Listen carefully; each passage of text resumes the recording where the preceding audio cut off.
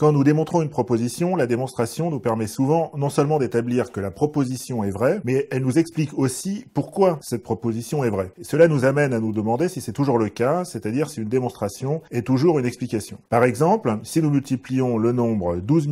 345 679, c'est-à-dire le nombre 1, 2, 3, 4, 5, 6, 7, 9 par 36, nous obtenons le nombre 444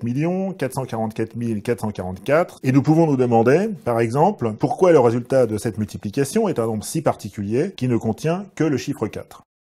La première manière de démontrer cette proposition est simplement d'effectuer la multiplication. 6 fois 9, 54, on pose le 4 et on retient le 5. 6 fois 7, 42 et 5, 47. On pose le 7 et on retient le 4, etc. De même, 3 fois 9, 27, on pose le 7, on retient le 2, et enfin, on fait l'addition, 7 et 7, 14, etc. Mais nous ne sommes pas beaucoup plus avancés pour trouver une explication de la raison pour laquelle ce nombre ne contient que le chiffre 4. Une possibilité est de chercher une deuxième démonstration de cette proposition, et en observant les nombres 36 et 444, 444, 444, nous voyons qu'ils sont tous les deux divisibles par 4. Et donc, derrière cette proposition, 1, 2, 3, 4, 5, 7, 9 fois 36 égale 444, 444, 444, il semble y avoir une autre proposition que nous obtenons en divisant les deux membres par 4, qui est que ce même nombre, 1, 2, 3, 4, 5, 6, 7, 9, multiplié par 9, qui est le quotient de 36 par 4, est égal à 1, 1, 1, 1, 1, 1, 1, 1, 1. Donc la deuxième démonstration que nous pouvons donner de cette même proposition est que comme le nombre 1, 2, 3, 4, 5, 6, 7, 9 multiplié par 9 donne le nombre 1, 1, 1, 1, 1, 1, 1, 1, 1, en multipliant les deux membres par 4, nous obtenons que 1, 2, 3, 4, 5, 6, 7, 9 fois 36 est égal à 4, 4, 4, 4, 4, 4, 4, 4, 4. D'ailleurs, cette deuxième démonstration, qui est plus explicative que la première, nous permet de généraliser ce résultat, puisque au lieu de le multiplier par 4, on peut le multiplier par n'importe quel chiffre, par exemple par 7, et nous obtenons un autre résultat similaire, selon lequel le nombre 1, 2, 3, 4, 5, 6, 7, 9 multiplié par 63 nous donne le nombre 777, 777, 777. C'est d'ailleurs cette généralisation qui fait que nous connaissons cet exemple, puisque Lewis Carroll avait inventé un tour de magie qui consistait à demander à un enfant son chiffre préféré, par exemple 4 ou 7, le multiplier mentalement par 9, et puis à demander à cet enfant de faire la multiplication 1, 2, 3, 4, 5, 6, 7, 9 par le nombre que l'on a calculé mentalement, et aux merveilles, on obtient un nombre qui n'est formé que du chiffre préféré que l'enfant avait donné. Alors cette démonstration est plus explicative, mais il reste encore, semble-t-il, quelque chose à expliquer, c'est-à-dire à trouver la raison pour laquelle, quand on multiplie ce nombre qui a l'air très régulier, 1, 2, 3, 4, 5, 6, 7, 9, même si le 8 est absent, par 9, on obtient ce nombre également très régulier, 1, 1, 1, 1, 1, 1, 1, 1, 1.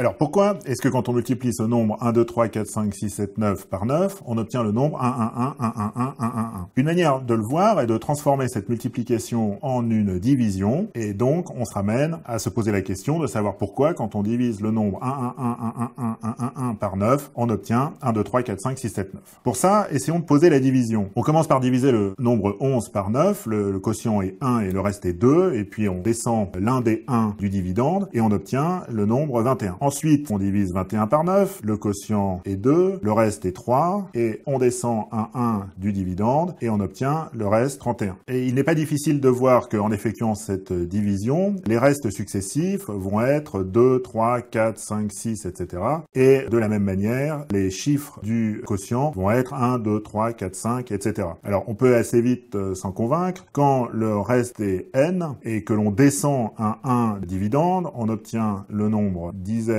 plus 1, et quand on divise ce nombre dizaines plus 1 par 9, on s'aperçoit que le quotient est n, et le reste est n plus 1. Et ensuite, quand on descend le 1 du diviseur, on obtient le nombre dizaines plus 1 par 1.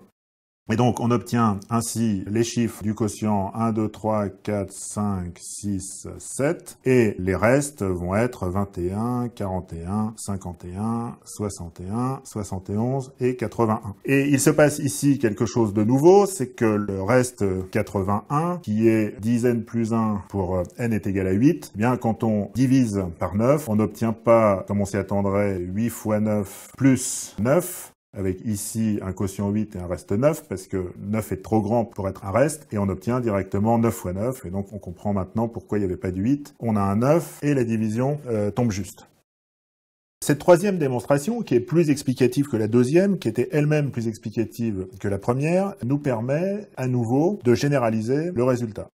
La première nouvelle généralisation est que si on part du nombre formé non pas de 9 fois le chiffre 1, mais de 18 fois le chiffre 1, et qu'on divise ce nombre par 9, on obtient un nombre qui commence, comme tout à l'heure, par 1, 2, 3, 4, 5, 6, 7, 9, mais qui se continue par 0, 1, 2, 3, 4, 5, 6, 7, 9. Ce qui permet d'imaginer un nouveau tour de magie. Vous proposez à un enfant de multiplier ce nombre, par exemple par 36, si 4 est son chiffre préféré, et il obtiendra un nombre qui est formé de 18 fois le chiffre 4. Mais vous pouvez aussi inventer un autre tour de magie en vous plaçant dans une autre base que 10. Donc par exemple, en base 20, si on divise le nombre formé de 19, 1 par le chiffre 19, le chiffre J, on obtient une division qui tombe juste et le résultat est 1, 2, 3, 4, 5, 6, 7, 9, A, B, C, D, E, F, G, H, J. Attention, le I qui est le 18 de la base 20 manque et ça permet de faire un nouveau tour de magie en multipliant en base 20 le nombre 1, 2, 3, 4, 5, 6, 7, 8, 9, A, B, C, D, E, F, G, H, J par 3G, on obtient un nombre formé de 19 fois le chiffre 4.